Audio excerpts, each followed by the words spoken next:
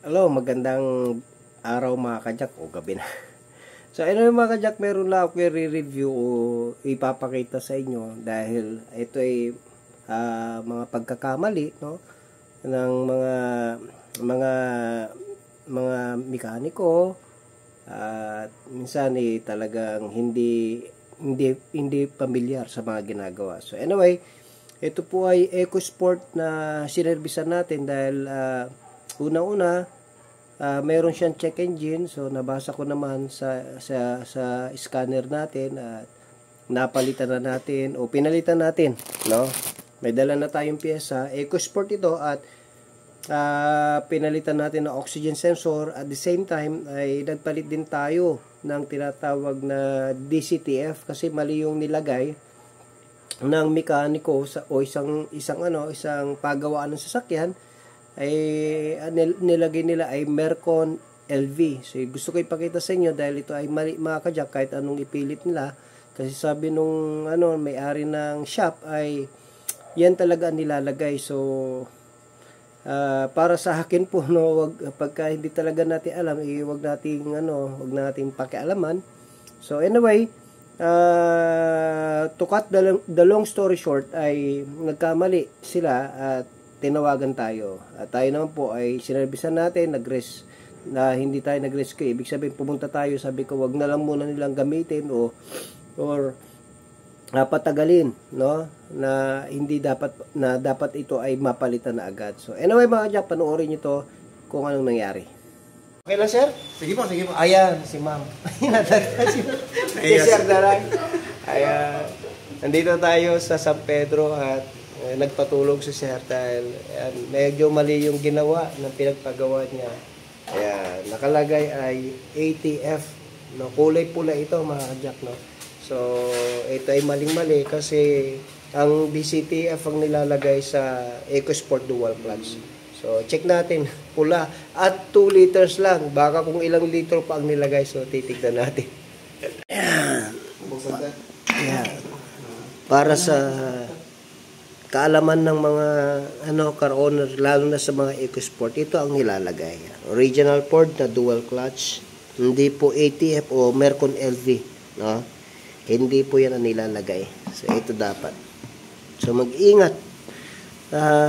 May possibility masunog doon kasi manipis masyado to.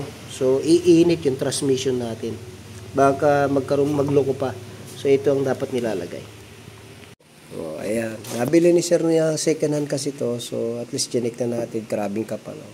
Pagkatapos ng linisan to, no, gaganda yung takbo nito. Ayan, kapal. Oh.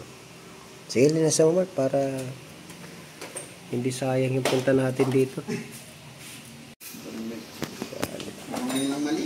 Ayan lang yan, sir. Ayan, grabe. Oh. Kapal.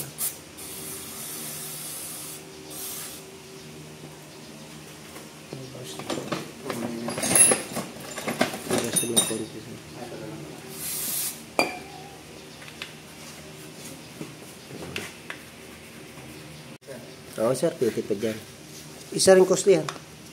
Na malakas sa gas kasi yung power niya humihina. Yun nga po Yun nga po ang ba yung niya? Minor. Kaya nakatapa ka, hindi mo tumataas yung RPM niya, pababa. Yan na, sir. Okay na yan mamaya.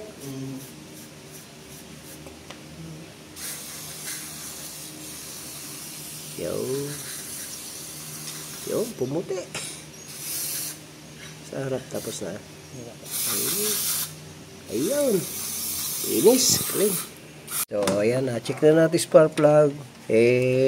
Nandito na rin tayo. Sabi ko, silipin na rin natin timing belt kasi nabili ito ni sir. Second na, 90,000 kilometers. Dapat malaman natin kasi 90,000 tayo nagpapalit tayo ng timing belt kasi mga kajak. 70,000. No?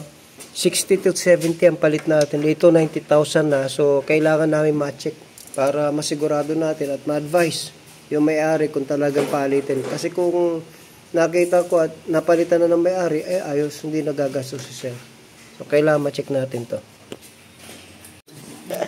Kayo pati. Kasi kami na-search ko naman, Mercon LV na Ford na motor car.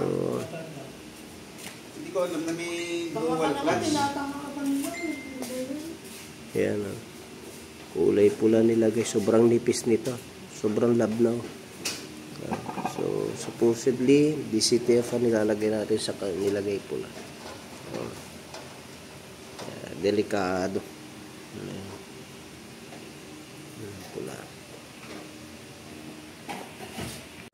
So, ayun mga kadyak, nawa meron naman kayo natutunan sa ating shinare. Tatandaan po natin pagka EcoSport yan, at saka Ford Fiesta, pagka dual clutch, no? Dry clutch. Dual clutch, ang tawag nila yan, dry clutch. So, ang nilalagay po na transmission fluid ay DCTF. Hindi po siya ATF, hindi po siya Mercon LV, dahil ang pinagkaiba nun yung Mercon LV po, pag ilagay nyo sa transmission ng DCTF, masyadong manipis po yan, mangangamoy sunog, no?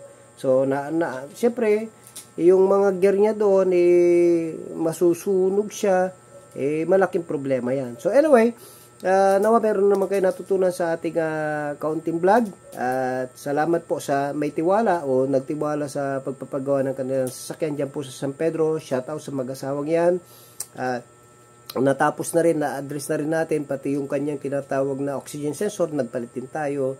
And then nag-check na rin tayo ng timing belt kasi itong sasakyan daw nila ay first car nila at EcoSport ang binili nila, kaya sabi ko dapat pagkabili ng sasakyan, ipa-check nyo po kung hindi nyo alam yung history, ipa-check nyo po lahat, no? Makina niya, pag-ilalim niya, yung dapat i-check. So, then, yung para maging kampante at maging reliable muli yung ating sasakyan. So, anyway mga kajak, yun laman po, Jack of all trades auto care, the shop that cares for your car. God bless you.